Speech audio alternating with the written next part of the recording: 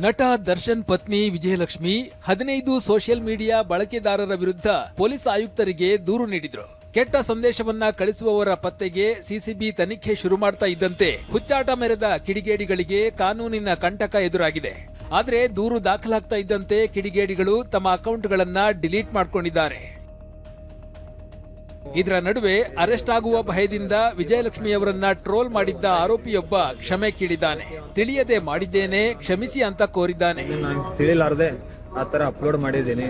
ಇನ್ಮೇಲಿಂದ ಯಾವುದೇ ತರ ಅಪ್ಲೋಡ್ ಆಗಂಗಿಲ್ಲ, ವಿಡಿಯೋಸ್ ಫೋಟೋಸ್ ಯಾರ್ದು. ಇನ್ಮೇಲಿಂದ ಆ ತರ ನಾನು ಇನ್ನೊಮ್ಮಿಂದ ಮಾಡೋದಿಲ್ಲ ಅಂತಂದು ನಾನು ಕ್ಷಮೆ ಯಾಚಿಸುತ್ತೇನೆ. ಎಲ್ಲರಿಗೂ ಕುಟುಂಬ ಅನ್ನೋದಿದೆ, ಸ್ಟಾರ್ ವಾರ್ಗಳೆಲ್ಲ ನಿಲ್ಲಬೇಕು ಅಂತ ಆಗ್ರಹಿಸಿದ್ದಾರೆ. ಸ್ಟಾರ್ ವಾರ್ ಬಗ್ಗೆ ಶಿವಣ್ಣ ಆಸ್ ಎ ಹಿರಿಯಕರಾಗಿ ಏನು ಹೇಳ್ತಾರೆ ಅಂತ ಹೇಳಿ ವಿ ಶುಡ್ ಸ್ಟಾಪ್. ನಾನು ಮೊದಲಿಂದ ಹೇಳ್ತಾ ಬರ್ತೀನಿ, ಎಲ್ಲರಿಗೂ ಅಭಿಮಾನಿಗಳಿಗೆ ಕೇಳ್ಕೊಳ್ಳೋದು ಅಷ್ಟೇ. ಬೇಡ, ಒಬ್ಬರಿಂದ ಇನ್ನೊಬ್ರು ಅದೇನಾಗುತ್ತೆ ಆ ಕಿಡಿ ಆರಬಾರ್ದು. It's very dangerous. ಯಾಕಂದರೆ ಯಾತಿಗೆ ಎಷ್ಟು ಜನ ಇದರಲ್ಲಿ ಎಷ್ಟು ಜನ ಬಾಳಿದೆ. ಅದು ಯಾರೋ ಏನು ಕಮೆಂಟ್ ಮಾಡ್ತಾರೆ, ಅದು ಪೊಲೀಸ್ ಕೇಸ್ ಆಗುತ್ತೆ, ಅದು ಬಂದು ಇಟ್ಕೊಂಡು ಹೋಗೋದು. ಯಾತಿಗೆ ಅವ್ರ ಫ್ಯಾಮಿಲಿ ಇದೆ, ಸ್ವಲ್ಪ ಸಂಜೆ ಬೇಕಾಗಿಲ್ಲ. ವೈ ಗಿವ್ ಆ್ಯಂಡ್ ಟೇಕ್ ಅಷ್ಟೇ, ಇಂಟರ್ಡಿಪೆಂಡೆನ್ಸ್ ಇರಲಿ. ಯಾರಿಗೂ ನಾವು ವಾಪಸ್ ಕೊಡಬೇಕು, ಈ ಥರನೇ ಕೊಡಬೇಕು ಅಂತ ಆಯ್ತು. ಸುಮ್ಮನೆ ಕ್ವೈಟಾಗಾದರೆ ಅವರೇ ಕ್ವೈಟ್ ಆಗ್ಬಿಡ್ತಾರೆ, ಅಷ್ಟೇ ಸೀಕ್ರೆಟ್ ಅಷ್ಟೇ. ಈಗ ರಮ್ಯಾ ಅವ್ರಿಗಾದ್ಮೇಲೆ ಈಗ ವಿಜಯಲಕ್ಷ್ಮಿ ಅವ್ರಿಗೂ ಕೀಳು ಮಟ್ಟದಲ್ಲಿ ಭಾಷೆ ಪ್ರಯೋಗ ಮಾಡಿರುವಂಥದ್ದು ಫ್ಯಾನ್ಸ್ಗಳು, ಸೊ ಅದ್ರ ಬಗ್ಗೆ ಕೂಡ ಕಂಪ್ಲೇಂಟ್ ಆಗಿದೆ.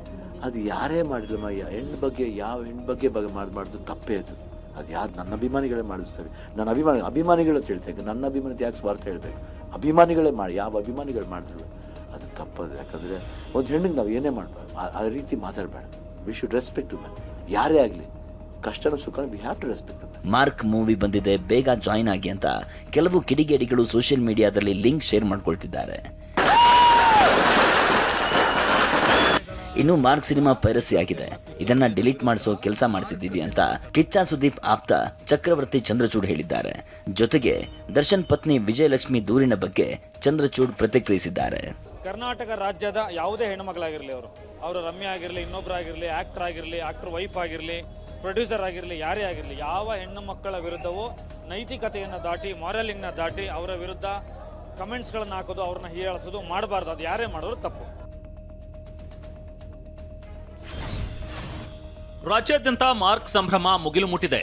ಸ್ಟಾರ್ ವಾರ್, ಫ್ಯಾನ್ ವಾರ್ ವಿವಾದದ ನಡುವೆ ಕಿಚ್ಚ ಸುದೀಪ್ ಅಭಿನಯದ ಮಾರ್ಕ್ ಸಿನಿಮಾ ಅದ್ಧೂರಿಯಾಗಿ ತೆರೆಗೆ ಅಪ್ಪಳಿಸಿದೆ. ಬೆಳ್ಳಂಬೆಳಗ್ಗೆ 6:30ಕ್ಕೆ ಚಿತ್ರ ಪ್ರದರ್ಶನ ಆರಂಭವಾಗಿದ್ದು, ಬೆಂಗಳೂರು ಸೇರಿದಂತೆ ರಾಜ್ಯಾದ್ಯಂತ ಕಿಚ್ಚನ ಅಭಿಮಾನಿಗಳ ಸಂಭ್ರಮ ಮುಗಿಲು ಮುಟ್ಟಿದೆ.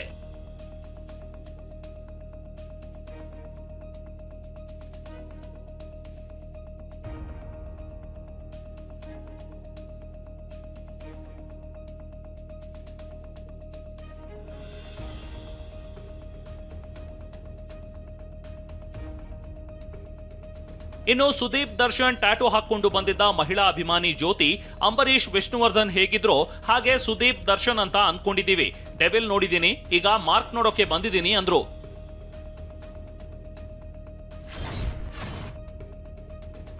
ಶಿವಮೊಗ್ಗದ ಮಲ್ಲಿಕಾರ್ಜುನ ಚಿತ್ರಮಂದಿರದಲ್ಲಿ 45 ಚಿತ್ರ ಪ್ರದರ್ಶನಕ್ಕೆ ಶಿವಣ್ಣ, ಉಪೇಂದ್ರ, ರಾಜ್ಬಿ ಶೆಟ್ಟಿ ಅಭಿಮಾನಿಗಳು ಭರ್ಜರಿಯಾಗಿ ಎಂಟ್ರಿ ಕೊಟ್ಟಿದ್ದಾರೆ. ಚಿತ್ರಮಂದಿರದಲ್ಲಿ ಕನ್ನಡ ಬಾವುಟ ಹಿಡಿದು ಸಂಭ್ರಮಿಸಿದ ಫ್ಯಾನ್ಸ್ ಶಿವಣ್ಣ ಪರ ಘೋಷಣೆ ಕೂಗಿದ್ರು. ಇತ್ತ ಹುಬ್ಬಳ್ಳಿಯಲ್ಲೂ ಮಲ್ಟಿ ಸ್ಟಾರರ್ 45 ಚಿತ್ರಕ್ಕೆ ಭರ್ಜರಿ ಓಪನಿಂಗ್ ಸಿಕ್ಕಿದೆ. ಸುಧಾ ಚಿತ್ರಮಂದಿರದ ಬಳಿ ಅಭಿಮಾನಿಗಳ ಸಂಭ್ರಮ ಮೇರೆ ಮೀರಿತು. ಅಭಿಮಾನಿಗಳು ತಮ್ಮ ನೆಚ್ಚಿನ ನಟರ ಕಟೌಟ್ಗಳಿಗೆ ಬೃಹತ್ ಹಾರ ಹಾಕಿ, ಕೇಕ್ ಕತ್ತರಿಸಿ, ಹಾಲಿನ ಅಭಿಷೇಕ ಮಾಡಿ, ಪಟಾಕಿ ಸಿಡಿಸಿ ಸಂಭ್ರಮಿಸಿದ್ರು. ಚಿತ್ರದ ಬಗ್ಗೆ ಮಾತನಾಡಿದ ನಟ ಶಿವರಾಜ್ ಕುಮಾರ್, ಸಿನಿಮಾದಲ್ಲಿ ಬದುಕು ಅಂದ್ರೆ ಏನು ಅಂತ ನಮ್ಮ ಸಿನಿಮಾದಲ್ಲಿ ತೋರಿಸಿದೀವಿ. ನೀವು ಬದುಕಿ, ಬದುಕಲು ಬಿಡಿ, ಯಾರ ಮನೇನೂ ಹಾಳು ಮಾಡೋಕ್ ಹೋಗ್ಬೇಡಿ ಅಂದ್ರು. ಆಮೇಲೆ ಇವತ್ತು ಏನು ಮೆಸೇಜ್ ಬೇಕು ಆಡಿಯನ್ಸ್ಗೆ, ಒಂದು ಒಳ್ಳೆ ಮೆಸೇಜ್ ಇದೆ. ಮೊಬೈಲ್ಸ್ ಇರ್ಬೋದು, ಯಾವತ್ತು ಅದೆಲ್ಲ ಭಾಳ ಅದ್ಭುತವಾಗಿ ಕಮರ್ಷಿಯಲಿ ಒಂದು ಫಿಲಾಸಫಿನ ಭಾಳ ಚೆನ್ನಾಗಿ ಹೇಳಿದ್ದಾರೆ. ಅಂದರೆ ಎಲ್ಲ ವಸ್ತುಕ್ಕೂ ಒಂದು ಜೀವ ಇರುತ್ತೆ. ರಾಯಚೂರಿನಲ್ಲಿ ಮಹಾನಗರ ಪಾಲಿಕೆ, ಕಂದಾಯ ಇಲಾಖೆ, ಆಹಾರ ಮತ್ತು ಆರೋಗ್ಯ ಇಲಾಖೆ ಅಧಿಕಾರಿಗಳು ಏಕಾಏಕಿ ನಗರದ 19 ಕಡೆಗಳಲ್ಲಿ ಹೋಟೆಲ್ಗಳ ಮೇಲೆ ದಾಳಿ ನಡೆಸಿದ್ದಾರೆ. ಈ ವೇಳೆ ಆಘಾತಕಾರಿ ಸತ್ಯಗಳು ಬಹಿರಂಗವಾಗಿವೆ. 2-3 ದಿನದ ಹಳೆಯ ಮಾಂಸ ಫ್ರೀಜರ್ಗಳಲ್ಲಿಟ್ಟು ಬಳಸುತ್ತಿರುವುದು ಪತ್ತೆಯಾಗಿದೆ. ಇದೇ ವೇಳೆ ಕಲಬೆರಕೆ ಹಾಗೂ ಸಂಶಯ ಹುಟ್ಟಿಸೋ ಆಹಾರ ಪದಾರ್ಥಗಳು ಪತ್ತೆಯಾಗಿವೆ. ಆಹಾರ ಗುಣಮಟ್ಟ, ಶುಚಿತ್ವ, ಲೈಸೆನ್ಸ್ ಇಲ್ಲದೆ ಇರೋದು ಪತ್ತೆಯಾಗಿದೆ. ನಿಯಮ ಉಲ್ಲಂಘಿಸಿದ ವ್ಯಾಪಾರಸ್ಥರಿಗೆ ನೋಟಿಸ್ ನೀಡಿರುವ ಅಧಿಕಾರಿಗಳು ಒಟ್ಟು 1,08,000 ರೂಪಾಯಿ ದಂಡ ವಿಧಿಸಿದ್ದಾರೆ. ನಾನು ಕಾಂಗ್ರೆಸ್ನ ಸಾಮಾನ್ಯ ಕಾರ್ಯಕರ್ತ ಅನ್ನೋ ಹೇಳಿಕೆ ಭಾರಿ ಚರ್ಚೆಗೆ ಕಾರಣವಾಗ್ತಿದ್ದಂತೆ ಈ ಬಗ್ಗೆ ಡಿಸಿಎಂ ಡಿಕೆ ಶಿವಕುಮಾರ್ ಪ್ರತಿಕ್ರಿಯೆ ನೀಡಿದ್ದಾರೆ. ನಾನು ಪಕ್ಷದ ಬಾವುಟ ಕಟ್ಟಿದ್ದೇನೆ, ವಾಲ್ ಪೇಪರ್ ಅಂಟಿಸಿದ್ದೇನೆ. 40 ವರ್ಷಗಳಿಂದ ಕಾಂಗ್ರೆಸ್ ಕಾರ್ಯಕರ್ತನಾಗಿದ್ದೇನೆ. ಸುಮ್ಮನೆ ವೇದಿಕೆ ಮೇಲೆ ಭಾಷಣ ಮಾಡಿಲ್ಲ ಎಂದಿದ್ದಾರೆ. ಇನ್ನು ಡಿಸೆಂಬರ್ 27ರಂದು ದೆಹಲಿಯಲ್ಲಿ ಕಾಂಗ್ರೆಸ್ ಕಾರ್ಯಕಾರಿಣಿ ಸಭೆ ನಡೆಯಲಿದೆ. ಈ ಸಭೆಗೆ ಸಿಎಂ ಸಿದ್ದರಾಮಯ್ಯಗೆ ಆಹ್ವಾನ ನೀಡಲಾಗಿದೆ. ಆದರೆ ಡಿಸಿಎಂಗೆ ಕರೆ ಬಂದಿಲ್ಲ. ಈ ಬಗ್ಗೆ ಮಾತನಾಡಿದ ಡಿಕೆ, ನನ್ನ ಕರೆದರೆ ಹೋಗ್ತೇನೆ ಎಂದರು. ಇದೆಲ್ಲದರ ನಡುವೆ ಮಾಜಿ ಸಂಸದ ಡಿಕೆ ಸುರೇಶ್ ಮಾರ್ಮಿಕ ಪೋಸ್ಟ್ ಮಾಡಿದ್ದಾರೆ. ಗುರಿಯನ್ನ ಬೇಗ ತಲುಪಬೇಕು ಎನ್ನುವವರು ದಾರಿಯಲ್ಲಿ ವಿಶ್ರಮಿಸುತ್ತಾ ಕುಳಿತುಕೊಳ್ಳಬಾರದು ಅಂತ ಪಾಟೀಲ್ ಪುಟ್ಟಪ್ಪನವರ ಹೇಳಿಕೆಯನ್ನ ಪೋಸ್ಟ್ ಮಾಡಿ ಸುರೇಶ್ ಗಮನ ಸೆಳೆದಿದ್ದಾರೆ. ದೇಶದೆಲ್ಲೆಡೆ ಇಂಡಿಗೋ ಏರ್ಲೈನ್ಸ್ ಕೋಲಾಹಲ ಸೃಷ್ಟಿಸಿರೋ ಬೆನ್ನಲ್ಲೇ 3 ಹೊಸ ವಿಮಾನಯಾನ ಸಂಸ್ಥೆಗಳಿಗೆ ಕೇಂದ್ರ ಸರ್ಕಾರ ಅನುಮತಿ ನೀಡಿದೆ.